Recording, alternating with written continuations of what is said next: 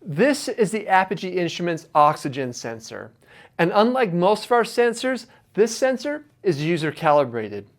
We don't know exactly where you plan on using your sensor, so in order to get the most accurate results, we have you, the customer, calibrate this sensor. But don't worry, I'll walk you through the steps. Now, calibrating an oxygen sensor can be as simple or a little more involved depending on the level of accuracy that you need. I'm going to show you how to get good, better, and best results with your oxygen sensor. And if you stick to the end, I'm going to show you a tip for getting high humidity measurements like in soil. Now, there are two key steps to getting accurate oxygen measurements. First, we're going to talk about calibrating the sensor, both the standalone sensor and the handheld meter, and then we'll talk about correcting those test measurements to get your final measurement. This is where things can get a little more complicated depending on your level of need. All these instructions and formulas can be found in the Apogee Instruments Oxygen Sensor User Manual. All right, let's get started. For the standalone sensor, you're going to need a few things. You'll need your oxygen sensor, a multimeter or a data logger, a calibration spreadsheet, which is available at apogeeinstruments.com, or by clicking the description below, or there should be a link right here. Lastly, you're going to need your calibration locations, altitude or pressure, humidity, and temperature. These are typically available from your local weather station. Your calibration should be performed outdoors in an open air environment near your test site. It needs to be calibrated outside.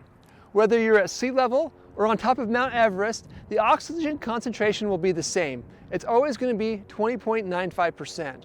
As soon as you go inside, that oxygen concentration number can begin to vary. Make sure that as you're calibrating this sensor, you also do it in an environment that doesn't have wind. Wind running across the port can cause different pressure changes, making your calibration off. So make sure you're outside in a location that's not windy. Okay, now we're going to calibrate our standalone sensor. First, we want to make sure that the sensor is upright or that the measuring port is pointing down. By pointing the sensor down, it gives us the strongest signal with the least amount of noise. Then we'll take our multimeter and measure the black and the white. We want to make sure that the black and the wires don't touch, because as the oxygen sensor is taking measurements, it produces a signal which could cause problems and short things out if they were to touch. We'll clip onto both of these wires, and after a couple seconds, you should see that the voltage will start to level out. And as we wait for a second, you'll see it's kind of hovering around 45.1, 45 even. It's the number that we want to remember. We're going to use that and plug it into the spreadsheet. But before we do, we're going to calibrate the handheld meter. To calibrate the handheld meter, we want to do the same thing, make sure that it's pointing down. We'll turn on the meter. We'll press the mode button twice. You'll see run start to flash. And then we'll want to press the sample and the mode button at the same time. You'll then see the screen flash cal, and it's calibrating. Then it'll be done and it's ready to go. You can calibrate the meter as often as necessary. Just make sure that you're outside when you do it. That's the most important part. All right, now let's go back inside and plug that millivolt number into the spreadsheet and get our calibration factor. Now that we have that value, let's open up the spreadsheet. As always, you can check in the description below for that link. First, we'll select our sensor model. And if you notice that things aren't working, make sure you enable editing. Enter that recorded voltage. Then enter the calibration location's temperature, humidity, and elevation.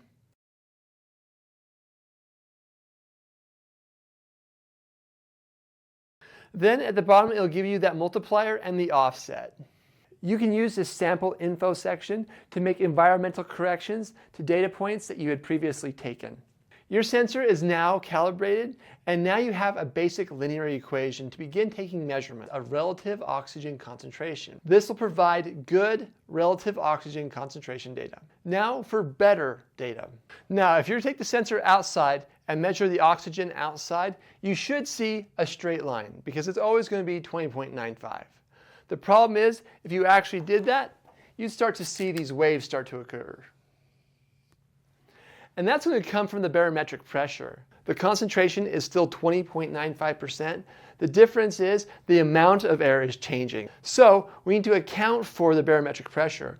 So if you use an equation like this, it's going to include the barometric pressure, and then it's going to calibrate it so that way you don't have these swings. Humidity and temperature are going to put some noise into your readings. So if you want the best data, then in your measurements you need to include these equations so that way you can offset the temperature, the humidity, and the barometric pressure. If you account for those and barometric pressure, then you're going to have the best data. If you plan on taking measurements in a high humidity environment such as soil, then it's ideal to calibrate the sensor in a location where the relative humidity is also 100%. A simple way to do this is by mounting the sensor in a sealed chamber over water with ambient air filling the headspace. First, we're going to create my little chamber here. Let's go inside. I'll show you how to make that chamber. We're going to make a high humidity calibration chamber for our oxygen sensor. In the end, the sensor is going to mount to the top of the container and kind of be mounted and oriented vertically, where we will fill this with some sort of humid material, and then we will do the calibration. So what we'll do is we'll just take the lid off this guy. We'll take a little sealing lock nut that goes with that oxygen sensor. We'll trace the inside of it. And we'll know that we just need to make the hole slightly larger than that. So very carefully, we'll cut this hole out. Make sure you don't hurt yourself,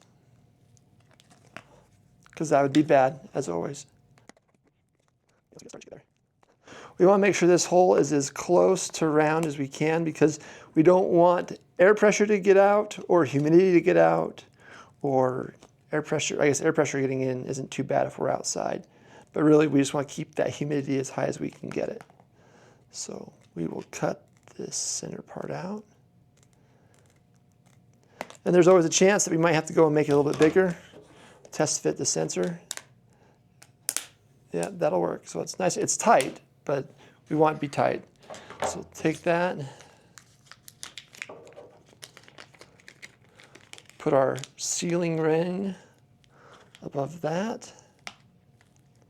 And then we'll screw the nut on top of that. So really, we should have a good connection between the oxygen sensor and our high humidity chamber. Now that you've made that chamber, we just need to create that humid environment. So what I'm going to do is I'm going to put some warm water in this container. I put some paper towels in it so that it doesn't swash around so much. You don't want water coming in contact with the sensor itself. So I used paper towels. You can use a sponge. And then I've gotten some warm water. You can also just leave water out in the sun. It just has to be a warm environment. And then you just want to make sure that the air pressure is equalized between the sky and our container. We'll close this on top, and then we'll wait for just a few minutes for the humidity to build up in it. Once the humidity has built up, we're going to do the same thing as we did before. We're going to connect our voltage meter and read that voltage between the white and the black. Wait for a few seconds for that voltage to settle. We're going to do the same thing as we did before, but this is going to be the number that we're going to use. You just want to make sure that you calibrate it in an environment that's high humidity, as close to 100% as you can get. Just make sure that as you're sealing it, that you're outside when you seal it. That way the air pressures are equal and it has that 20.95% in the container when you close it. There you have it. You should have all the information that you need to take high-quality oxygen concentration measurements. For any more questions, please refer to the sensor's user manual or contact the support team at Apogee Instruments. Also, leave any questions that you might have in the comment section below. Thank you so much for watching, and happy measuring.